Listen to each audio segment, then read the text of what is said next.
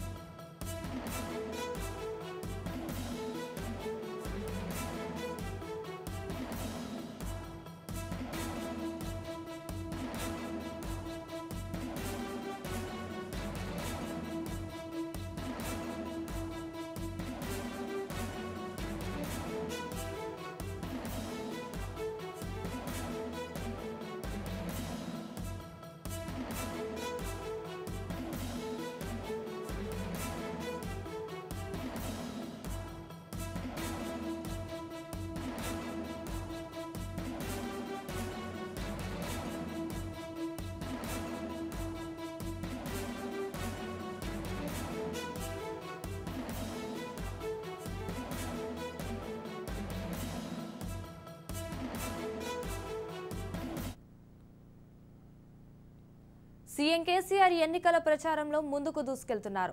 ఇవాళ ఉమ్మడి మహబూబ్ నగర్ లో సీఎం కేసీఆర్ పర్యటన ఉంది. అలాగే ఆలంపూర్, కొల్లాపూర్, నాగర్ కర్నూలులతో పాటు కల్వకుర్తిలో బీఆర్ఎస్ ప్రజా ఆశీర్వాద సభలకు కేసీఆర్ హాజరు కానున్నారు.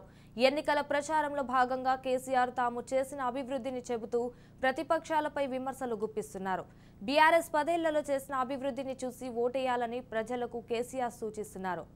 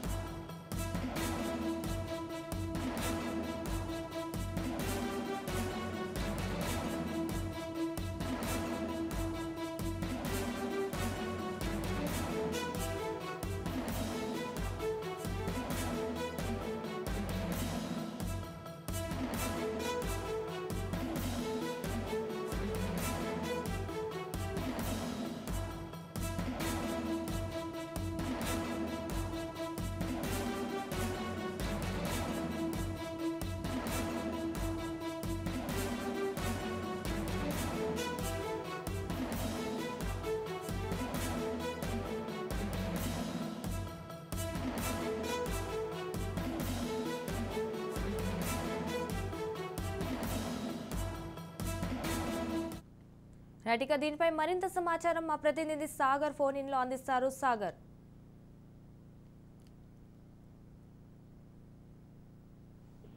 ముఖ్యమంత్రి కేసీఆర్ ఎన్నికల ప్రచారంలో భాగంగా ఈ రోజు ఆదివారం నాగర్ కర్నూలు పార్లమెంట్ నియోజకవర్గంలోని 4 నియోజకవర్గాల్లో అయితే పర్యటించనున్నారు.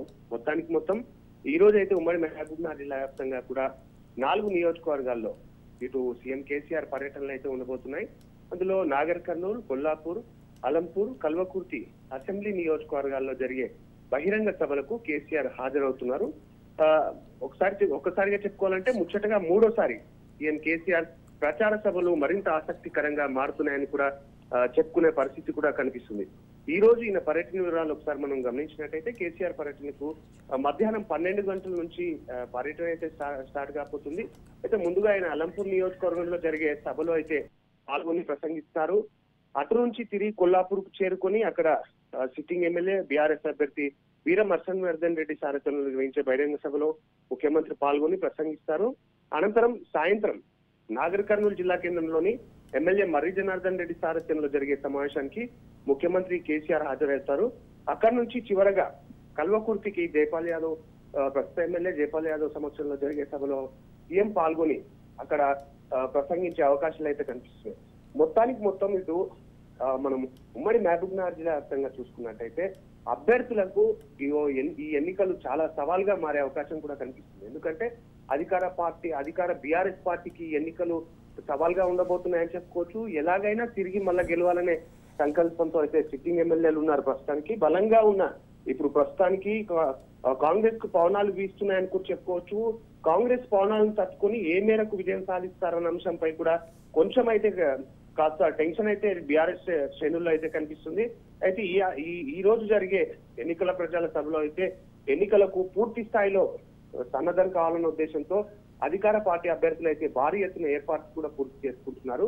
మొత్తం 4 నియోజకవర్గాలకు సంబంధించి కూడా ఇప్పటికే ఆయా ఎమ్మెల్యేలు అయితే అన్ని ఏర్పాట్లను అయితే పూర్తి చేశారు.